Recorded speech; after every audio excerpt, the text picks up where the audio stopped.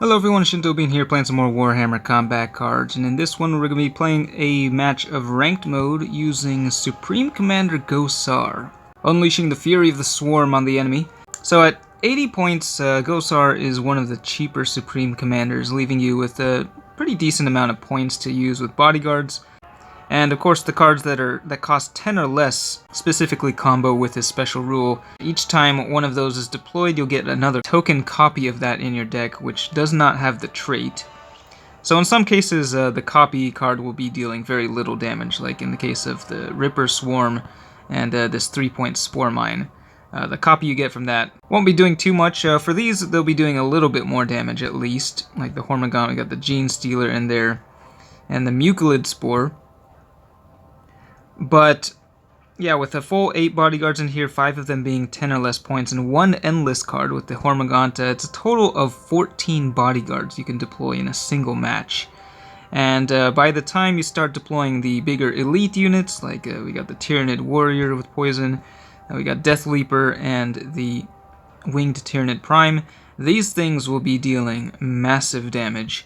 Gosar himself is only at level 3, but still at 96 melee, 45 psychic, and inspiring presence.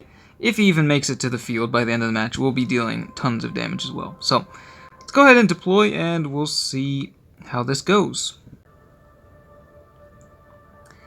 And we are up against Commander Farsight, leading the Tau into battle. So we're going to start off by dropping, let's see, we'll go with the Hormagaunt. So right there we get immediately get a copy of that in the deck. We'll put the Spore Mine out. You do want to deploy these cheaper cards first and save the more expensive cards for last.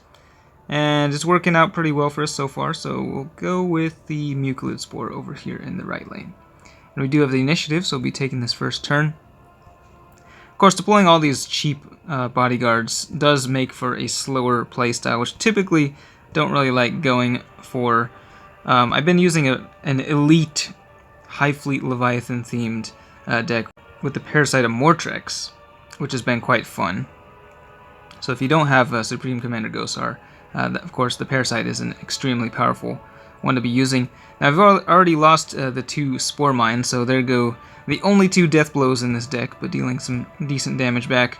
Looks like so we have the option to deploy the Rippers. Do we want to put them down now? I mean, healing a Hormagaunt is not very useful. The Tyrannid Warrior is at 120. I guess we'll go ahead and throw down the Tyrannid Warrior and see what else we get in the hand. We got the other Hormagaunt here, so this has been buffed a few times.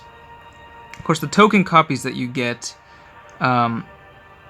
they won't be as strong since they show up later, so they won't be getting all of the buffs you got from the beginning.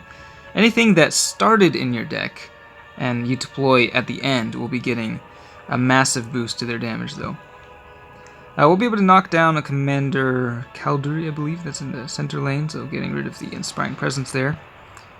Tyrannid Warrior dealing 20 damage at the end of each turn with poison, but it looks like just the regular ranged counterattack will take out that broadside. So we do have to be kind of careful with old Farsight, because he can heal up whatever remains on the field when the last card deploys. We'll throw down this Mucilid Spore here. Okay.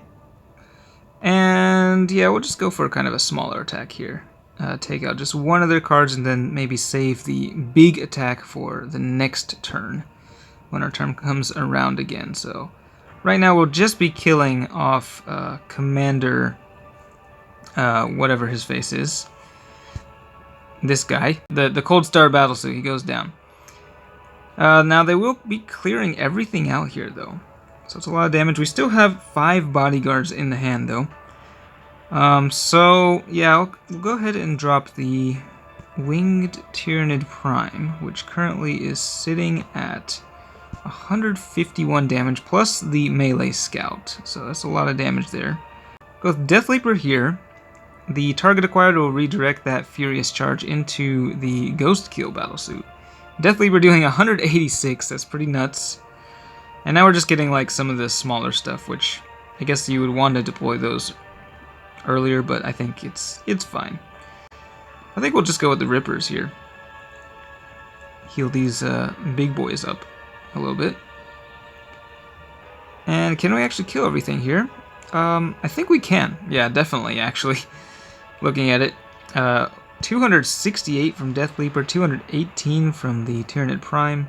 Even the Ripper's dealing over 50 damage. So, here comes Commander Farsight, but that is the, ideal thing, having just the Warlord drop by himself, nothing left on the field to heal, and we can finish him up off pretty easily with these attacks here. So, didn't even need to deploy the Warlord. It's a pretty powerful deck. Lots of damage by the end of the match, and just a whole lot of total health just because of all the copies of cards that you're getting. But yeah, we'll go ahead and play one more match here with the Parasite of Mortrex, and yeah, like I said, I'm just running all Tyranids here, no Genestealer Cult in this deck, even though there are some Genestealers that could make the deck stronger. I think this isn't the strongest possible one, but I do like these Xenos. So we'll go ahead and we'll see what this one looks like. Going to be up against Dark Strider, and they are going first. Big Balls is the name of this player. Okay, so we're going to drop Death Leaper here at the beginning, and we'll see if... Sometimes it's funny when the AI drops just like 3 taunt things on the same turn, but yeah, they are bringing in some heavy firepower here. So the Parasite is kind of the opposite of... Supreme Commander Gosar in terms of when you want to deploy your cards, because you want to just put down, a bunch of really big, strong melee units. And we drop the Hive guard, or the Tyrant Guard here to protect our damage dealers. So that's going to be taking some damage here, although actually they only have 1 ranged unit on the field, so... yeah, actually, the Tyrant Guard is not going to be taking much damage. But at least we'll be able to blow something up here. When the middle guy dies, yeah, he explodes into the opposite lanes there. Now, that Sky Ray, wow, these are pretty high levels. Actually, very high level cards here. Dealing a lot of damage. We'll see if they make use of Darkstrider's special rule, though, which can potentially be very powerful if they shift these into a new lane, which... Now, the AI still is not very good about doing that.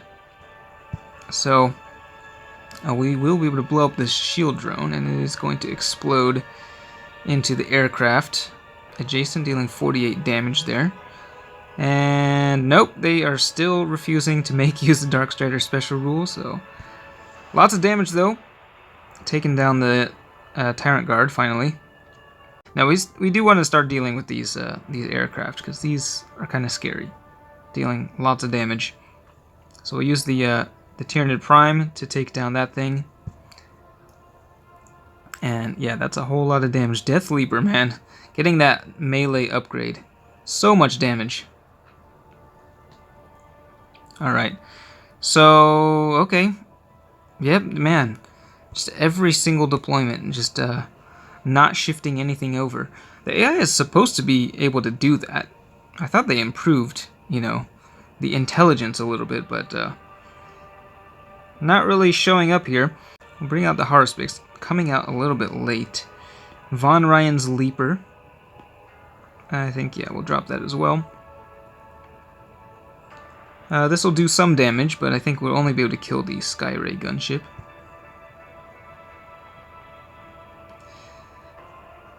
Okay. Oh, wow, yeah, well, never mind. I totally forgot about the whole, explosive infestation. So actually, just wiped out everything on the board due to just the damage from the special rule, so... Yeah, I mean, I forgot. That's what makes this so deadly. That is why the Parasite is the strongest Tyranid Warlord, I think.